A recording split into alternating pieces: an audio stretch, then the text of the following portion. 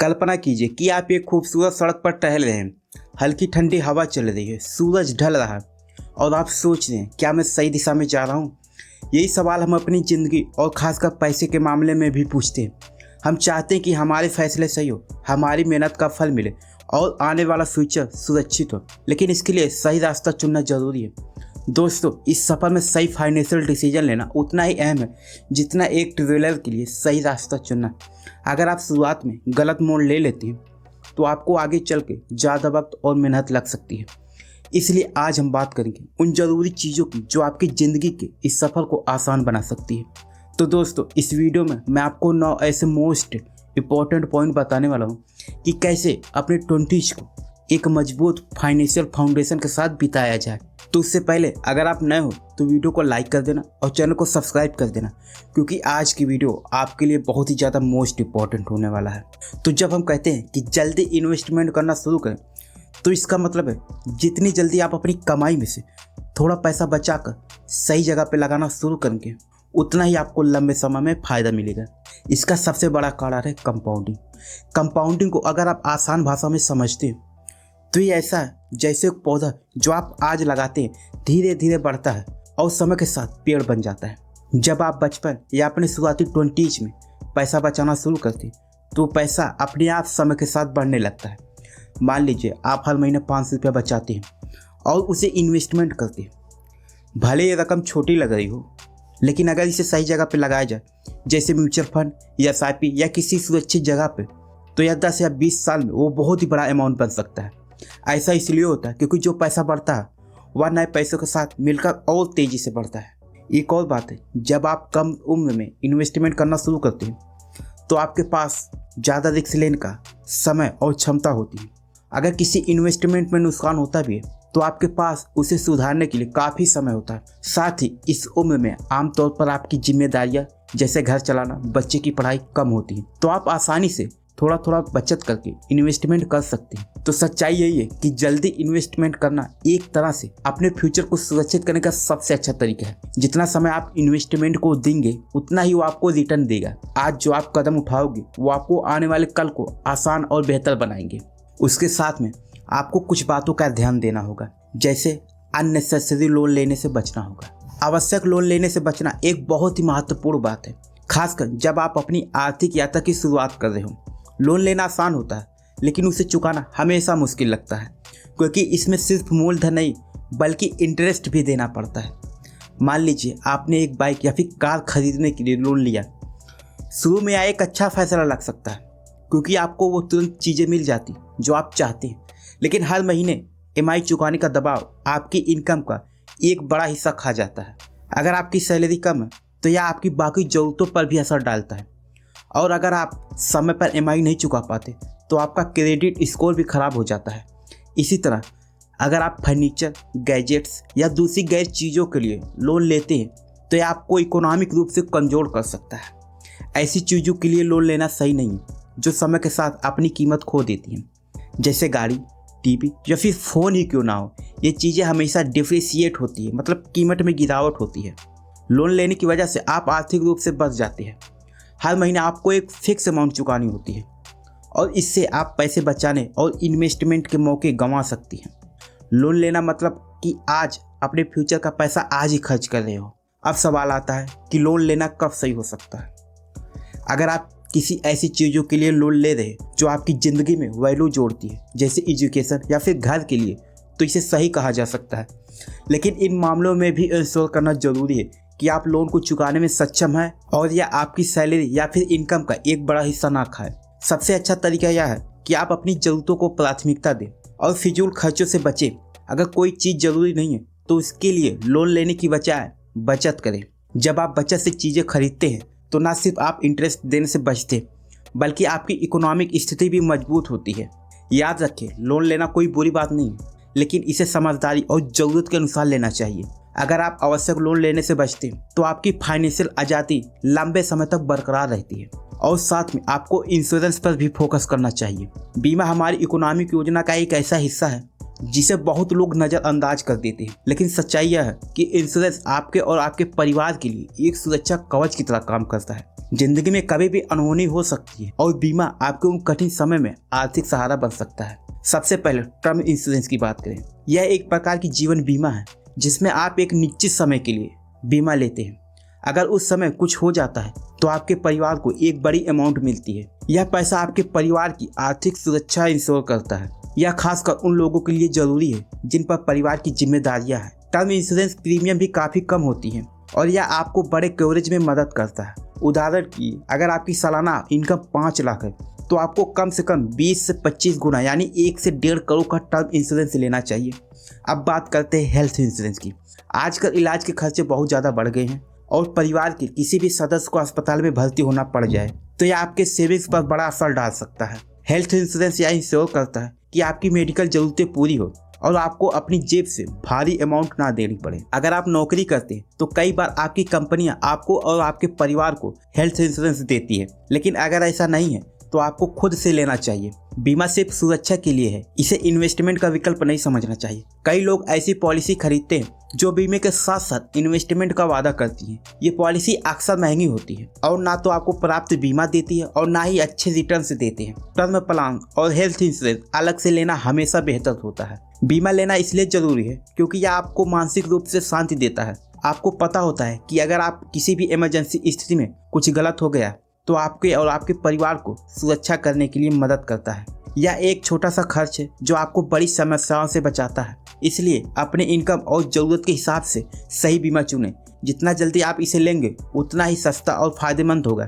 बीमा एक ऐसी चीज़ है जिसे टालने की बजाय प्राथमिकता देनी चाहिए। जब आप अपनी आर्थिक योजना बनाते हैं तो सबसे पहले यह समझना जरूरी है कि लोन का बोझ आपके फाइनेंशियल फ्यूचर पर भारी पड़ सकता है। इसलिए किसी भी तरह इन्वेस्टमेंट करने से पहले सबसे पहले आपको अपने लोन को चुकता करना चाहिए। यह एक अहम कदम है जो आपकी फाइनेंशियल पोजीशन को मजबूत करने में मदद करता है। जब आप लोन लेते हैं तो आपको सिर्फ लोन की मूल्य अमाउंट नहीं चुकानी होती बल्कि इंटरेस्ट भी देना होता है। यह ब्याज आपकी मानसिक खर्चों को बढ़ा देता है और आपका पैसा एक जगह फंसा हुआ महसूस होने लगता है। फॉर एग्जाम्पल, अगर आपके पास कोई पर्सनल लोन है या फिर क्रेडिट कार्ड का बकाया है तो आपको उस पर ज़्यादा ब्याज चुकाना पड़ सकता है। यह ब्याज रेट बहुत ऊंची हो सकती है और समय के साथ यह आपके ऊपर बहुत बड़ा इकोनॉमिक प्रेशर डाल सकती है। अगर आप लोन चुकाने से पहले इन्वेस्टमेंट करना शुरू करते हैं तो यह आपको हो सकता हो कि आपका इन्वेस्टमेंट उस समय ज़्यादा फायदा ना दे, क्योंकि ब्याज पर जो रकम दे रहे हैं वह इन्वेस्टमेंट से ज़्यादा हो सकती है। अगर एक समय दोनों काम करेंगे, लोन भी चुकाएंगे और इन्वेस्टमेंट भी करेंगे, तो इससे आपकी फाइनेंशियल सिचुएशन पर दबाव पड़ सकता है और आप इन्वेस्टमेंट के जितना ज़्यादा फ़ायदा चाहते हैं उतना ज़्यादा नहीं पा सकेंगे। इसलिए सबसे पहले लोन चुकाइए, खासकर उन लोन पर जो ज़्यादा इंटरेस्ट लेते हैं। जैसे आप अपना लोन ख़त्म करेंगे आपकी मासिक EMI ख़त्म हो जाएगी और आपको अपने इन्वेस्टमेंट के लिए ज़्यादा पैसे बचाने मौके मिल जाएंगे। इसका मतलब यह कि जब आप इन्वेस्टमेंट करना शुरू करेंगे तो आपका पैसा पूरी तरह से आपको बेनिफिशियल ऑप्शन पर काम करेगा और आपको अच्छे रिटर्न मिल सकते हैं। जब लोन का बोझ कम हो जाता है तो आप बिना किसी मानसिक तनाव के इन्वेस्टमेंट कर सकते हैं और अपनी फाइनेंशियल योजना को अच्छी तरह से आगे बढ़ा सकते हैं। यह आपको भविष्य में इकोनॉमिक फ्रीडम की दिशा में एक मजबूत कदम उठाने में मदद करेगा। इसलिए हमेशा पहले लोन को चुकाने को प्राथमिकता दें और फिर इन्वेस्टमेंट की शुरुआत करें। यह तरीका न केवल आपको जल्दी फाइनेंशियल फ्रीडम दिलाएगा बल्कि आपको लंबी ड्यूरेशन में अच्छे रिटर्न भी देगा। जब आप अपनी 20s में होते हैं तो आपके पास कई फायदे होते हैं। उन फायदों में से एक और है कम टैक्स देना। यह एक ऐसा मौका है जिसे आपको समझदारी से इस्तेमाल करना चाहिए। इस उम्र में आपकी इनकम कम होती है और शायद आप टैक्स स्लैब में भी नहीं आते हैं। इसका मतलब है कि आपको उतना टैक्स नहीं देना पड़ता जितना एक 40 या फिर 50 साल के व्यक्ति को देना होता है जिनकी इनकम ज़्यादा होती है। इसका मतलब है या कि आप टैक्स के बोझ से मुक्त होते हैं और यह एक बेहतरीन मौका है। इस स्थिति का फायदा उठाकर आप अपनी इनकम का एक हिस्सा बचा सकते हैं और इसे इन्वेस्टमेंट में लगा सकते हैं। अगर आपकी आमदनी कम है तो आप टैक्स बचाने के कई तरीके अपना सकते हैं, जैसे कि इक्विटी लिंक्ड सेविंग स्कीम में इन्वेस्टमेंट करना या फिर PPF में मतलब पब्लिक प्रोवाइडेड फंड जैसे टैक्स फ्री योजनाओं का हिस्सा बनना। इस तरीकों से न केवल आपको टैक्स में राहत मिलती बल्कि आपका पैसा भी बढ़ता है आपकी 20 में होने के कारण आप जल्दी से जल्दी अपनी टैक्स बचत योजना का फायदा उठा सकते और समय के साथ यह बचत बड़ी रकम में बदल सकती है। फॉर एग्जाम्पल, अगर आप हर साल थोड़ा थोड़ा पैसा PPF या फिर EPF में जमा करते हैं तो यह रकम जब आप रिटायर होंगे तब एक बहुत बड़ी अमाउंट में बदल सकती है। इसके अलावा इस उम्र में आपके पास समय होता है। लंबी ड्यूरेशन तक इन्वेस्टमेंट करने का फायदा यह होता है कि आपको ज्यादा रिटर्न मिल सकता है। जब आप जल्दी शुरुआत करते हैं तो आपका निवेश समय के साथ साथ बढ़ता है और आपको कंपाउंडिंग का लाभ मिलता है। इसी तरह आप टैक्स बचाने के साथ साथ अपने भविष्य के लिए एक मजबूत फाइनेंशियल बेस तैयार कर सकते हैं। कुल मिलाकर अपने 20 में टैक्स को कम से कम रखने का फायदा यह है कि आप न केवल आज से खर्चों को राहत महसूस करते हैं बल्कि आपको भविष्य में एक अच्छा निवेश और फाइनेंशियल सुरक्षा भी मिलती है। यह एक लंबी ड्यूरेशन की योजना है और आपको 20% इन्वेस्टमेंट रूल इसे अपनी आदतों का हिस्सा बनाना चाहिए। 20% इन्वेस्टमेंट रूल एक बहुत ही आसान और इफेक्टिव तरीका है जो आपकी फाइनेंशियल पोजीशन को मजबूत बनाने में मदद कर सकता है। इसका मतलब है कि आप अपनी इनकम का कम से कम 20% हिस्सा आपको हर महीने इन्वेस्ट के लिए अलग रखना चाहिए। जब आप काम करना शुरू करते हैं और आपकी कमाई होती है तो शुरुआत में यह थोड़ा मुश्किल लग सकता है क्योंकि आप सोच सकते हैं कि मेरे पास तो सिर्फ पहले से ही बहुत खर्चे हैं कि मैं कैसे इतना पैसा बचाकर इन्वेस्टमेंट कर सकता हूँ। लेकिन यह याद रखना बहुत जरूरी है कि छोटी शुरुआत से आपकी फाइनेंशियल पोजीशन धीरे धीरे बढ़ सकती है और बेहतरीन हो सकती है और यही 20% का नियम इसे पॉसिबल बनाता है। मान लीजिए आपकी सैलरी 30,000 है तो इसका 20% यानी 6,000 आपको हर महीने बचाकर इन्वेस्ट करना चाहिए। यह पैसा किसी भी अच्छी जगह इन्वेस्टमेंट किया जा सकता है जैसे म्यूचुअल फंड, SIP या कोई लंबी ड्यूरेशन वाला इन्वेस्टमेंट शुरू कर सकते हैं। शुरुआत में आप थोड़ी कम अमाउंट भी इन्वेस्ट कर सकते हैं लेकिन समय के साथ जैसे जैसे आपकी सैलरी बढ़ेगी आप उस अमाउंट को बढ़ा सकते हैं। जब आप इस नियम को अपनाते हैं तो यह आपको आदत बना देता है कि हर महीने एक फिक्स अमाउंट बचाकर इन्वेस्टमेंट करें। इस आदत में आपको आने वाले समय में फायदा मिलेगा क्योंकि जितना जल्दी आप इन्वेस्टमेंट करना शुरू करेंगे उतना ही जल्दी आपको रिटर्न मिलना शुरू होगा। यह आपको भविष्य में एक मजबूत फाइनेंशियल पोजीशन बनाने में मदद करेगा और आपको अपने गोल के लिए पैसा इकट्ठा करने में भी मदद करेगा जैसे घर खरीदना, बच्चे की पढ़ाई, रिटायरमेंट के लिए सेविंग्स आदि। इसलिए भले ही शुरुआत में आपको लगता हो कि 6,000 या फिर 10,000 बहुत बड़ा अमाउंट नहीं है लेकिन लंबे समय में यह रकम बहुत बड़ा हो सकता है। आपकी 20 में यह सबसे अच्छा समय है जब आप इसे आदत में डाल सकते हैं और अपनी फाइनेंशियल सुरक्षा को मजबूत बना सकते हैं। इसके बाद आपको कुछ चीजों को अवॉइड करना चाहिए जैसे life style inflation.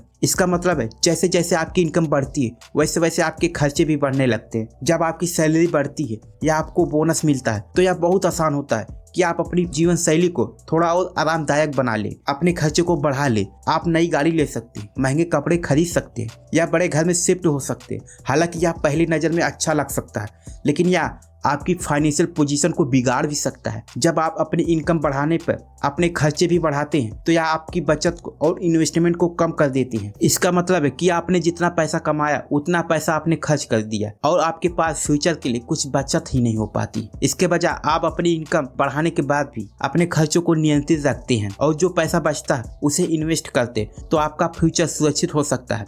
Life style inflation से बचने का तरीका यही है कि जब आपकी सैलरी बढ़े तो आप उसका एक बड़ा हिस्सा बचत करें और इन्वेस्टमेंट में लगाएं। आप जितना कम खर्च करेंगे उतना अधिक बचत कर पाएंगे और यह आपको आने वाले समय में अधिक फायदे दे सकता है। इसके अलावा यह भी जरूरी है कि आप अपनी जीवन शैली को उसी स्तर पर बनाए रखें जिस स्तर पर आप पहले थे। यहाँ तक कि अगर आप थोड़ा बदलाव करते हैं और अपनी बचत को बढ़ाते हैं तो यह लंबे समय में बहुत बड़ा फर्क डाल सकता है। इसलिए अपने खर्चों पर नियंत्रित रखें और अपनी जीवन शैली को बढ़ाने की बजाय सेविंग्स और इन्वेस्टमेंट को प्राथमिकता दें। यही तरीका है जिससे आप अपनी आर्थिक सुरक्षा को मजबूत बना सकते हैं। आपकी 20 वो समय होता है जब आपकी जिंदगी में कई बदलाव आते हैं और आपके पास अपनी फाइनेंशियल पोजीशन को मजबूत करने का मौका होता है। इस उम्र में सही फाइनेंशियल प्राथमिकता तय करना बेहद जरूरी है क्योंकि यह आपके पूरे जीवन की दिशा तय कर सकता है। अगर आप इस समय सही फैसले लेते हैं और आगे चल के आपको आर्थिक सुरक्षा और मानसिक शांति मिल सकती है। सबसे पहले इस उम्र में आपको अपनी बचत और इन्वेस्टमेंट को प्राथमिकता देनी चाहिए।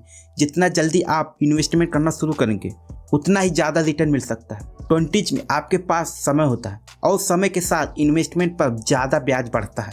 इसलिए अगर आप सही इन्वेस्टमेंट के विकल्प का चयन करते हैं और नियमित रूप से बचत करते हैं तो फ्यूचर में आपके पास एक मजबूत फाइनेंशियल बेस होगा। इसके बाद अपनी आय का एक हिस्सा इमरजेंसी फंड के लिए रखें। इमरजेंसी फंड वह पैसा होता है जिसे आप केवल बेहद जरूरी परिस्थितियों में ही इस्तेमाल करते हैं, जैसे मेडिकल इमरजेंसी या फिर अचानक नौकरी खोने की स्थिति में। यह फंड आपको मानसिक शांति देता है और किसी भी इमरजेंसी से निपटने के लिए तैयार करता है। आपकी 20s में लोन चुकाना भी एक अहम प्राथमिकता होनी चाहिए। अगर आपके पास कोई क्रेडिट कार्ड या फिर पर्सनल लोन है तो उसे जल्द से जल्द चुकाने की कोशिश करें। लोन पर ब्याज आपको लंबे समय तक परेशान कर सकता है और आपकी बचत को भी कम कर सकता है, इसलिए जितना जल्दी हो सके लोन चुकाना आपको फाइनेंशियल फ्रीडम दिला सकता है। आखिरकार आपको बीमा का भी ध्यान रखना चाहिए।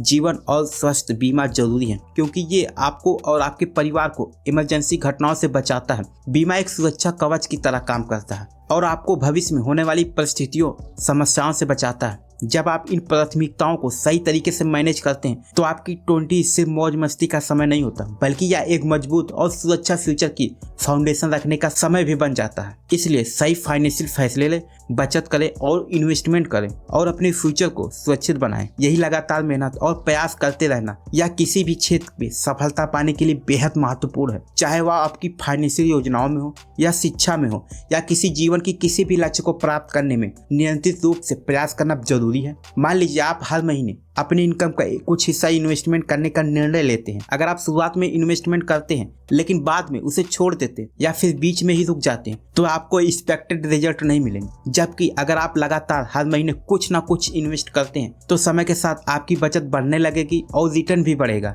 यही लगातार मेहनत और प्रयास करने का असर होता है। जब आप नियमित रूप से किसी लक्ष्य की दिशा में काम करते हैं तो आप धीरे धीरे उस लक्ष्य के करीब पहुंचते हैं और अनुभव करते हैं। यह आपके आत्मविश्वास को बढ़ाता है और आगे बढ़ने के लिए प्रेरित करता है। इसका मतलब यह नहीं है कि आपको बड़ी सफलता तुरंत मिलेगी। शुरुआत में आपको मुश्किलें आ सकती है, लेकिन अगर आप लगातार अपनी कोशिश को बनाए रखते हैं तो परिणाम निश्चित रूप से अच्छे होंगे। सफलता एक दिन में नहीं मिलती, बल्कि यह एक लंबी और निरंतर प्रक्रिया है। इसलिए चाहे जो भी लक्ष्य हो, नियमित रूप से निरंतर प्रक्रिया बनाए रखें और अगर आप हर दिन थोड़ा थोड़ा काम करते हैं तो अंत में वह बड़ी सफलता में बदल सकता है। तो दोस्तों, आज हमने इस वीडियो के माध्यम से सीखा कि कैसे छोटे छोटे कदम उठाकर हम अपने फ्यूचर को सुरक्षित और सफल बना सकते हैं।